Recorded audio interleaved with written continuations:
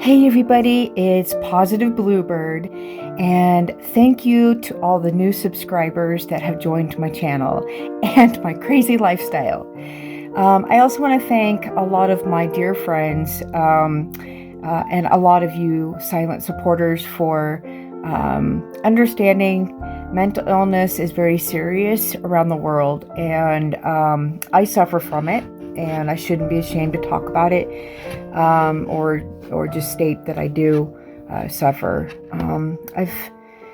I've been quite busy, as a lot of you know, and working with Gerald cognitively and with his memory since he's had the stroke in 2021 and the meningitis in 2018, which had caused severe damage to the brain. But I would say about maybe 80% of him has recovered, but then there's times where he's kind of gone backwards, I guess, a little bit, and we're thinking that maybe it's one of his like an anxiety med that he's on that might be suppressing him too much. So we're going to talk to his doctor about that. We're getting him up, motivating him with the dog. Don't mind me, I'm going to brush my hair. And I'm really happy that Banfields at PetSmart yesterday sent us a link through my Gmail about puppy training and house training and all of that. They should have sent it a month ago. It's okay. I've been researching anyway, and we've been doing our best. Some of it's going pretty good for the last 3 weeks.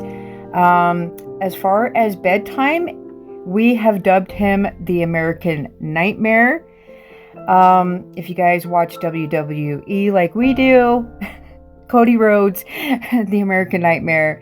Yeah, his name is Snoopy, and last night was success. There's been other nights successful if we stay up till 9 upstairs and get all of his zoomies. You can look it up. It's a real thing. Animals go through zoomies, even cats. My cat Cadence used to have the zoomies, and we just thought she was just hyper. Yeah, so basically,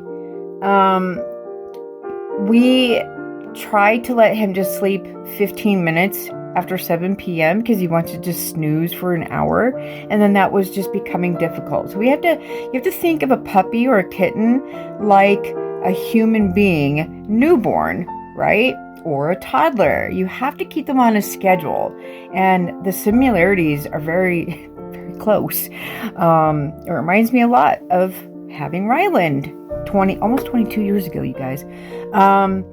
And so consistency. So a lot of this on that website is awesome training. And they titled it for Snoopy. And I think they looked up his breed type and maybe how to train him or just dogs in general. Now we're still waiting on the tooth exam. I need to figure out if they said it would take 90 days or 9 days. So I need to call them and say, hey, do we know if the other breed is Border Collie? Because when we took him to the ER on Christmas Day at like 10 p.m., the 4 staff over there said, are you sure he is Australian Shepherd? Because we see Border Collie. And I'm like, that's what the other place said. So as far as Golden Doodle, we see Golden Doodle, but we see more Border Collie as well. Border Collies are workers, and they work on a farm. And the digging that he's doing is because they dig holes. It's like the military, like the army. They would dig foxholes so that they can hide from the enemy. So basically, that's what Border Collies do on a farm. They dig their little foxhole. They stay cool in there, and they wait for the sun to come up, and they hop out, and they herd the cows and pigs and everything else, right? So he's basically also herding Yorgi. It was so funny to see that. He's like kind of pushing him along. He's not jumping on him as much. They now are equal size. He is, as far as pounds, he's 8.5 pounds. Yorgi is 11.5 pounds. Yorgi gained weight around Thanksgiving. Who doesn't, right? So he has to lose a couple more pounds. But anyway, they basically are the same height. And I will tell you, Snoopy is going to be taller than Yorgi in the next few weeks. He is going to probably stand as tall as our hips. But the puppy training for this breed is extremely easy, and they weren't kidding. Like, I've got some video, so stay tuned for the next video, and you'll see Gerald and Shiloh working together to help train the puppy. And I've shown them a few tips as well that, from what I remember, I forgot I had a puppy. It was a Basset Hound named Lady Abbott of Nob Hill. We just called her Abby. And her father was Sir Winston of Nob Hill, and her mother was Freckles. We only had Abby, but she was adopted from the two adult Bassets back in the early 80s, I think, is when I had her. I wish I had a picture. It's in the closet. I don't know if I could get to it, but there was a lot of Abby in my pictures when I was younger. So anyway, and Abby lived maybe 12 to 13 years because she had a tumor on her backside, and so then she had to be put down or passed away. I don't remember. But anyway, I had a long talk with the family that we all need to really get up and get motivated. That was the whole reason of getting this puppy, is for me and Gerald to feel like we can live longer, be better at our health instead of just sitting around doing nothing and being bored. Just getting up and exercising, and getting a little heart healthy. I have long QT syndrome, but they're not worried just yet until I get to 500, whatever that means. I'm at 465. But my kidney disease is going to do what it's going to do. I am in a flare and a lupus flare, but I'm not giving up. I can't just lay in bed. I have to get up and get going and do things. So I have to work through all those flares, and just try to ignore it. But I do have new appointments coming up in the next couple of weeks. Snoopy goes back to get his second round of like Bordetella and a bunch of other vaccines. Then I think he goes again in a few more weeks, and then after that it's like every 6 months. We need to get both dogs insured because it did cost me $625 because he pulled a tack out of the wall, my Wizard of Oz closet, from this blanket right there, and he pulled it, and Shiloh was trying to get it out of the back of his mouth, and all I saw when I turned the corner is she had her hand like this, and I was like, whoa, what's going on? What's happening? I thought Shiloh was losing it. I didn't know what was happening.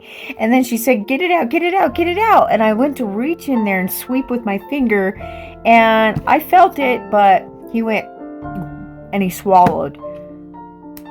I'm like, oh my God, what was it? She goes, it was a red thumbtack. I'm like, well, he had a white one earlier, and I picked it up out of his mouth. He now had a red one. So I thought, okay, he got it from this blanket. The staple I found because I did baby proof more in this closet. Okay, ignore the pee pad. I know that's disgusting. Okay, right here, the baseboard is. That white right there is caulking because there was this much of a gap under there. So I had to stuff tissue in there because we only had so much caulking. So I stuffed tons of tissue, like I rolled it. And then I just filled the rest with caulking. You can get away with that, actually. I learned that in interior design. And so that way he won't dig out the old gravel that was under there from when Cadence was around and she had a litter box in there. There might have been sand under there, so he was eating gravel. He was even in the litter box upstairs, and he took a mouthful of kitty litter, not the poo, the litter, and ate it. And we were like, oh my God. So like I said, we have house-proofed so much in this place that there's not a whole lot more left.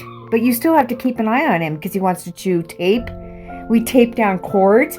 Oh no, he's scratching it up and he's pulling it with his mouth.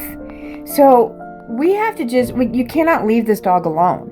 It says online, especially for border collies, you cannot leave them alone. They have separation anxiety. You probably heard him yelping upstairs.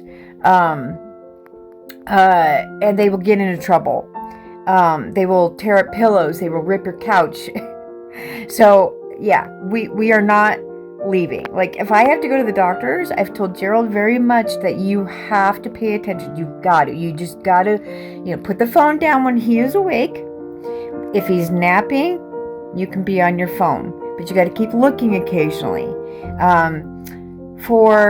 If anybody's home alone, we take the 2 cats and we put them in Shiloh's bedroom because they whine at the top of the stairs where the gate is. And also Oreo, the big black and white cat, she pushes through there trying to get through, and sometimes she makes it. And so I don't want that stress for Gerald. I want to make it easy. So that way he just has to deal with the puppy and Yorgie in the living room, and put the baby gate in the kitchen. So, he just has one room to deal with while I'm gone for a couple of hours. Because I have to get to my appointments. If I say, no, doctor, I can't because, I got to monitor Gerald, well, he does really good, but he's got to get motivated. He said he's just depressed and he doesn't know why. And we as a family think that since when we were at Denver Health, they put him on that anti-anxiety med, and it's just suppressing him so much that he doesn't do anything. Like he'll do something if you tell him. And so we want to talk to the doctor about getting him off of that and getting him up and motivated and with a sense of urgency. It's like if you see somebody struggling to open a door and they got a bunch of things in their hand, he just stares, and it's not his fault. I am not blaming Gerald at all for any of this stuff, but our goal is to go to the root of the problem. We believe it's from that anxiety med, and so we're gonna figure it out. But I have to take care of myself and my kidneys and lupus. So anyway, I lowered my bed in the bedroom. I had Gerald and Shiloh help me. We took the legs off of it so that the dog cannot go underneath the bed at all. And what else? We do a clean sweep in this house all the time. If you guys think I've been crafting every single day with these uploads for the past 2 months, those videos were done 2 months ago, before we got the puppy. We got the puppy a month ago, which was November, but I took that month off, remember, before getting the puppy. And we had to do a lot of contemplating if we can do this and blah, blah, blah. First of all, we didn't even know we were going to get this breed because we were told it was a golden Aussie or Aussie golden, whatever. Aussie Doodle? Yeah, Aussie Doodle. But it's a Bordoodle, most likely. It'll be interesting if it's anything but a Bordoodle. So, but anyway, Shiloh has been amazing. My son's been doing pretty good, helping us out as well when he is here. But I will give a lot of credit to Shiloh for helping her dad, and help take some stress off of me. And we both been working together, and she feels like the puppy has brought us all closer together in communication skills. And that's what I like to see. I just want to be able to feel that I can live a long time. I don't want to think about, if I'm going to have a heart attack tomorrow, or if I need to get on the kidney transplant waiting list right now. My goal is just to try to, I don't want to say ignore it completely, but I just want to live a long time.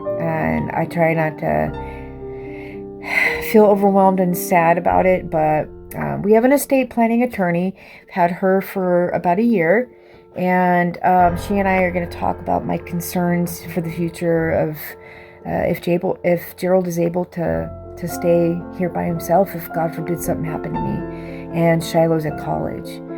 There's a lot of worry, guys, and there's a lot that goes into planning with your life. So anyway, I got a little bit of makeup on. It looks heavy in the other mirror, but it's not very heavy. And I do have lashes. They're there. I have blonde hair when I was a child. Very, very blonde hair with my 3 brothers. And so it's there. You just can't see it. But anyway, my doggy is calling for me. I'm going to go upstairs, and I will talk to you all later. Peace out. Stay positive. Especially you, PB and Pablo.